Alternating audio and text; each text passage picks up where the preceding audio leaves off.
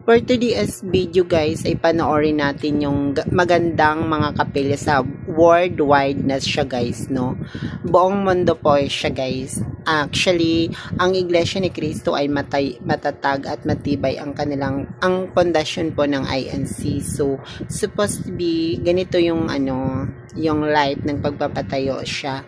Kasi maganda yung relocation at hindi basta itatayo lang, kundi maganda bibili pa ng lupa para pagtayuan ng magandang gusaling sambahan. Actually, kitang-kita naman po natin dito kahit saan tayong lugar pumunta ay maraming mga kapilyang magaganda ang Iglesia ni Cristo. Kasi nga po, yung aboloy po ay napupunta po sa kapilya namin. Saka hindi po siya ninanakaw ng aming mga ministro.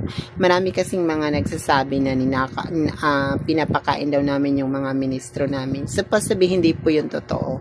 Ang totoo po niyan guys ay ang mga aboloy namin ay napupunta po sa kapilya namin or seriously ang pagpapasaayos po ng mga gawain sa kapilya po napupunta yung aboloy.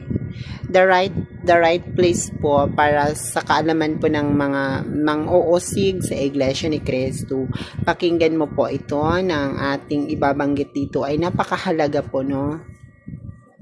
Kapag aanib ka sa Iglesia ni Cristo guys ay mahalagang matutunan mo ang mga leksyon at mga leksyon sa pagsamba or dapat nakikinig ka talaga kung ano ang tama or anong payo sa sambahan ng Iglesia ni Cristo.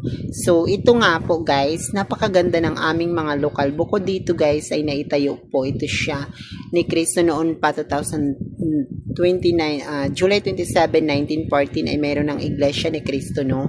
July 27 po na itayo ang Iglesia ni Cristo. Sa kasalukuyan hanggang ngayon po ay matatag at matibay po ang aming pundasyon. So, ayan nga po yung relocation. Explain natin about the moment in life ng mga basher tayo dito sa social media, no?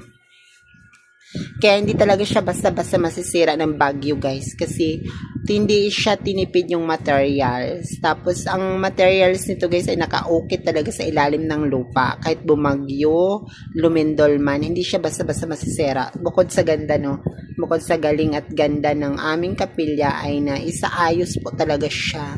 Tapos hindi po siya talaga tipid sa materials.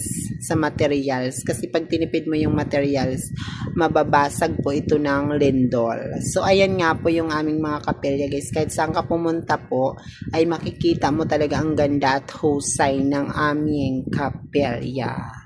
So ayan nga po guys, kung ikaw po ay hindi pa Iglesia ni Cristo ay pwede kang mag-sorry sa amin dito sa lokal ninyo or sa inyo mismo sa location po ninyo. Mayroon po mga nakatalang kapilya po. Doon po kayo magpadoktrina, mag-sorry po kayo sa tunay na paglalingkod sa Iglesia ni Cristo. So ayun nga po guys, itutuloy natin ang ating mini vlog sapagkat ito po ay napakahalagang maunawaan mo, no? Yung mga kapatid na nanonood dito sa ating mini vlog ay panoorin mo. Huwag ka pong matulog sa pagsamba. Kasi kapag natulog ka po sa pagsamba sa Iglesia ni Cristo po ay sa loob po ng kapilya, kapag ikaw po ay tulog sa pagsamba, meaning to say, hindi mo siya nauunawaan ang mga nakasulat po sa Biblia. Tapos, gising ka po pero yung kaluluwa mo po wala po sa pagsamba, nasa labas. Halimbawa, nasa labas na sa trabaho mo, paano ka dapat you have to focus, dapat nagpo-focus ka lang kung ano yung ginagawa mo in realities. Mag-focus ka lang sa isang gawain mo or pag sumamba ka, dapat nakatuon ang iyong mga isipan, nakatuon yung isip mo, tapos nakatalaga ka sa pagsamba. Yun talagang mahalaga sa Iglesia ni Cristo.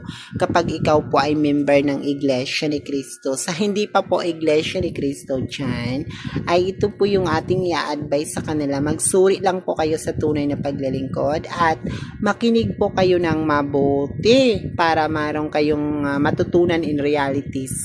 In about realities, question and answer portion ay magtanong kayo sa mga ministrong nakatalaga sa inyong lokal or kung saan mang lugar kayo ng padpad. Charot.